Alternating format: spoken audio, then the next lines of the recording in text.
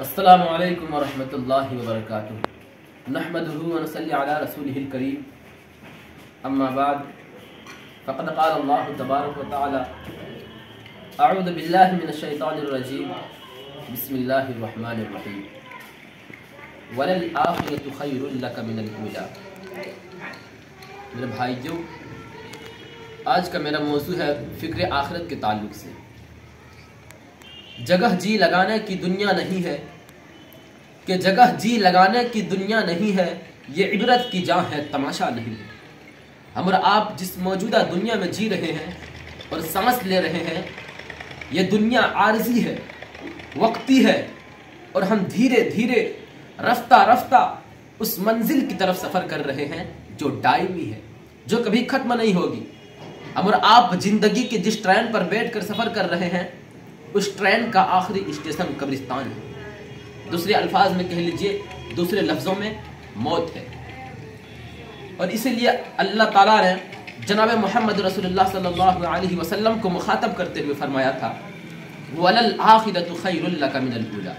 اے محمد صلی اللہ علیہ وسلم، آپ کے لیے آخرت کی زندگی دنیا کی زندگی سے بہتر ہے۔ میرے بھائیو، ہم اور آپ ترمذی ابواب الزہد جب پڑھیں گے اور اس کی اسٹڈی کریں گے تو وہاں آپ کو یہ جملہ ملے گا کہ ایک صحابی رسول اللہ کے رسول سے کہہ رہے ہیں کہ آپ جس چٹائی پر سوئے ہیں اور سو کر اٹھے ہیں، اس کی وجہ سے آپ کی پیٹھ پر، آپ کی کمر پر، آپ کی باڈی میں جو نشان پڑا ہوا ہے وہ صرف اس لیے کہ یہ چٹائی اچھا نہیں ہے۔ یا اللہ کے نبی، ہم آپ کے لیے نرم گرم بستر کا انتظام کریں گے۔ لَوِ اتَّخَذْنَا لَكَ وِطَانًا یا رسول اللہ، اے اللہ کے رسول، کیا ہم آپ کے لیے نرم گرم بستر کا انتظام نہ کر دیں؟ کیا ہم آپ کے لیے نرم گرم بستر نہ لائیں؟ تو ان سے جو جملے کہے تھے، تو ان کو جو اگزامپل دی ہے، جو مثال دی ہے، اس پر غور کیجئے۔ ما انا فی الدنیا الا کراکب استظل تحت شجرہ، کیا ہے میرے لیے اس دنیا میں؟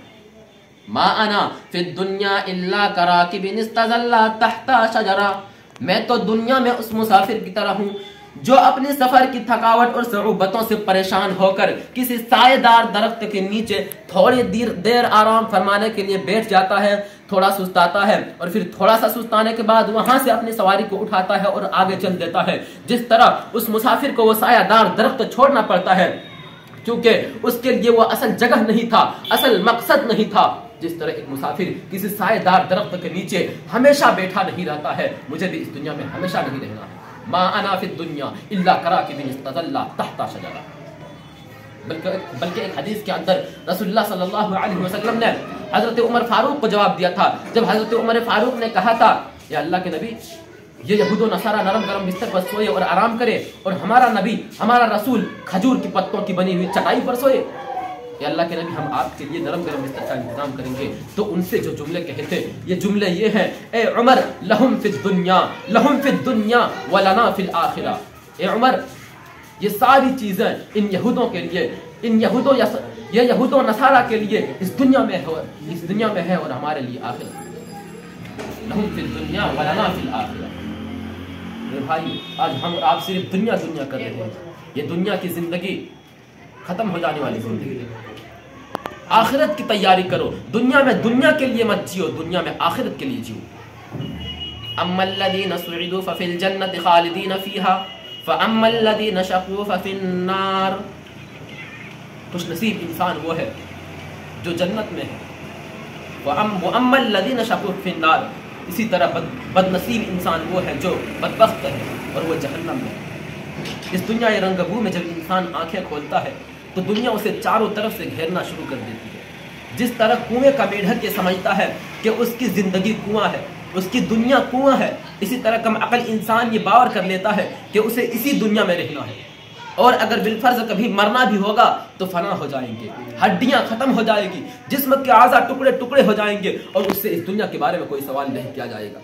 لیکن اس دنیا میں انبیاء علیہ السلام تشریف لائے، انہوں نے بتایا کہ تمہارا یہ تصور انتہائی غلط ہے، یہ دنیا امتحان گاہ ہے، یہاں تم آزمانے کے لیے بھیجے گئے ہو۔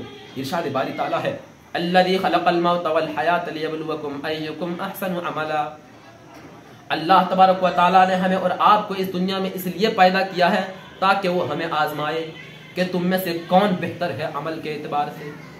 यहाँ की तुम्हारी हर हरकत और सुकून का हिसाब होगा। अगर इस दुनिया के बसने वाले इंसान नेक अमल करेंगे, सही रास्ते पर चलेंगे, हक व सदाकत के आलमबरदार रहेंगे, खालिक कायनात के अहकाम के मुताबिक अपनी जिंदगी गुजारेगा, तो मरने के बाद कामयाबी उनके कदम चूमेगी।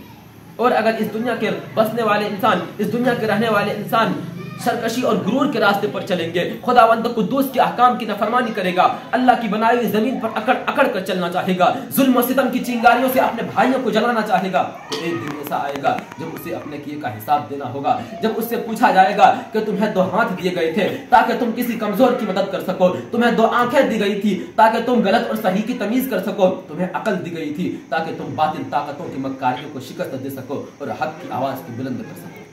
क्या आप लोगों ने ऐसा किया है?